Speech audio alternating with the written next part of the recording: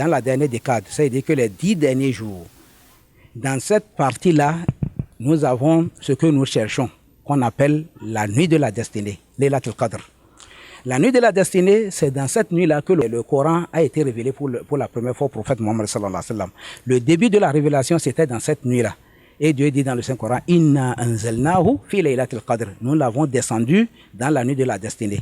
« Inna anzalnahu fi laylatil mubaraka » Nous l'avons descendu dans la nuit de la bénédiction. Donc cette nuit-là est une nuit bénie. Cette nuit-là, les anges descendent. Et ils ont aussi leur chef qui est parmi eux, qui est Jibril, l'ange Jibril.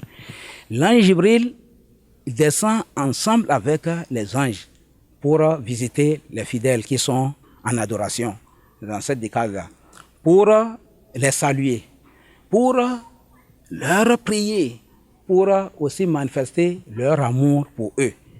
Et cette nuit-là, le Coran dit Laylatul Qadri khayrum min alfi shahr. Il dit l'adoration.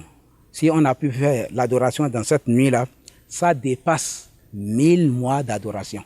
1000 mois d'adoration qui équivaut à 83 ans, 4 mois. Les fidèles ne doivent pas prendre toute cette nuit-là pour dormir. Il faut la chercher. Et actuellement, comme les mosquées sont fermées, est-ce qu'on peut les chercher dans nos maisons? Oui. C'est les prières qu'il faut faire. La lecture du Coran, l'égrenement de vos chapelets. Et vous réveillez aussi les membres de votre famille, puisque c'est ce que faisait le prophète sallallahu alayhi wa sallam. Quand les dernières nuits de ce mois-là arrivent, il réveillait ses familles et il priait.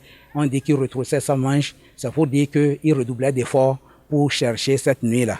Et cette nuit-là se trouve dans les nombres impairs. C'est 21e nuit, 23e, 25e, 27e, 29e. Mais pour ne pas rater, il faut prendre tout en bloc.